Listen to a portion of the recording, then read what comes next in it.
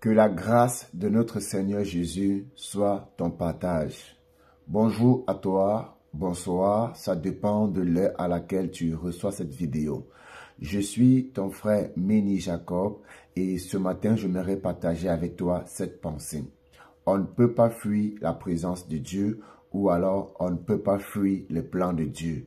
Tu ne peux pas changer le plan de Dieu et tu ne peux pas aller contre la volonté de Dieu.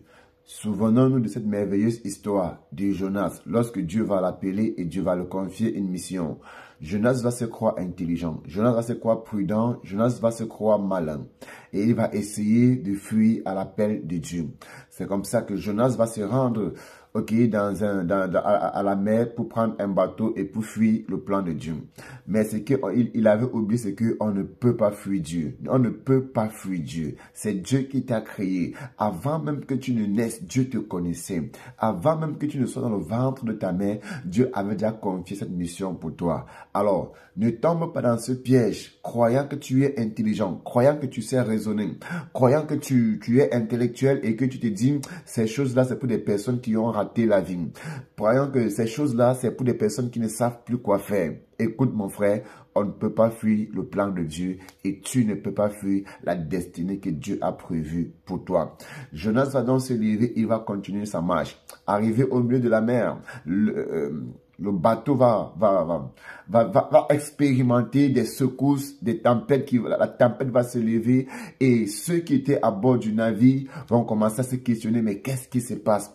Des experts à la nage, des experts, comment je dirais, dans la matière, dans le domaine, dans le transport maritime. Ok, des experts dans ce domaine vont s'interroger, mais qu'est-ce qui se passe?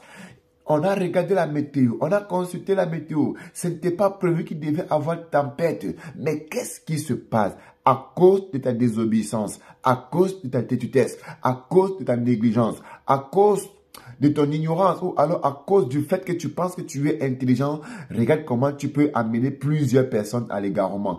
Regarde comment tu peux amener plusieurs personnes à perdre leur argent. Parce que ceux qui étaient dans la barque étaient des commerçants, des vendeurs. Et ils se déplaçaient d'un point à un autre pour vendre les marchandises. Et avec cette marchandise, ils arrivaient à subvenir aux besoins de leur famille. Maintenant, à cause d'une personne comme toi qui a cru qu'il pouvait fuir, qu'il a cru qu'il pouvait s'échapper, qu'il a cru qu'il pouvait contourner les voies de Dieu, cette personne va se retrouver en train de perdre leur marchandise à cause de toi. On ne peut pas fuir le plan de Dieu et on ne fuit pas la volonté de Dieu. Laissons un temps soit peu le cas de Jonas. Revenons à l'apôtre Paul.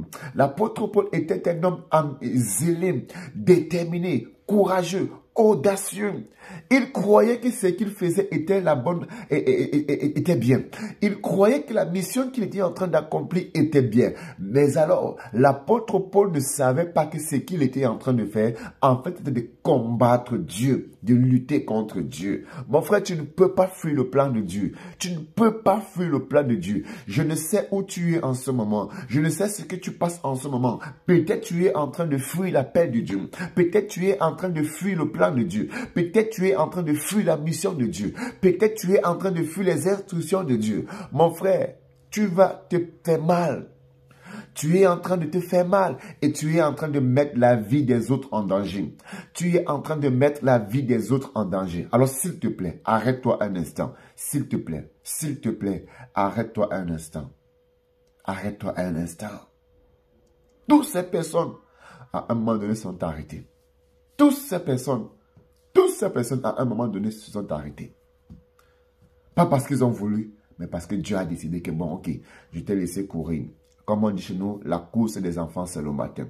Toutes ces personnes se sont arrêtées. Où es-tu? Mais après avoir vécu des traumatismes, Paul a été frappé d'aveuglement pendant 3 jours. Jonas est tombé dans le ventre du poisson pendant 3 jours. Le chiffre 3, waouh!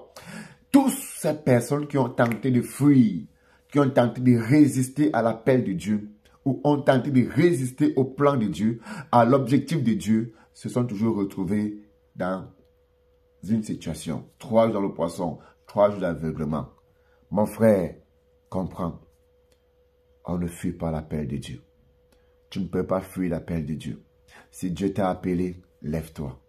Si Dieu t'a parlé, lève-toi. Obéis, crois et obéis, car heureux sont ceux qui ont cru sans avoir vu.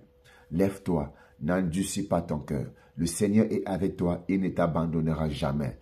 Il dit à Jérémie, tu n'as pas besoin de t'inquiéter. Tout ce que tu as fait, c'est lève-toi et parle. Obéis à Jésus aujourd'hui.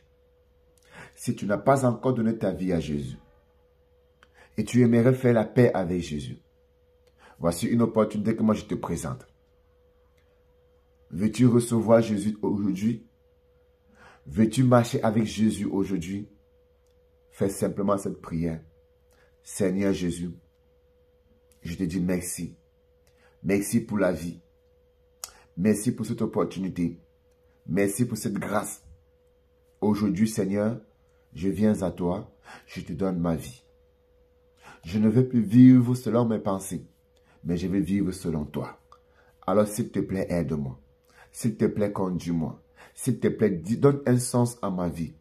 Je demande pardon pour mes péchés. Lave-moi, purifie-moi, sanctifie-moi et utilise-moi pour ta gloire. Merci Jésus d'être mort à la croix pour mes péchés. Alors si tu as fait cette prière, le Seigneur Jésus-Christ est désormais ton ami. Il est désormais ton sauveur. Il est désormais ton Seigneur. Ainsi, tu peux maintenant compter sur lui pour accomplir tout ce qui peut te sembler difficile. À très bientôt. Restons ensemble. Shalom.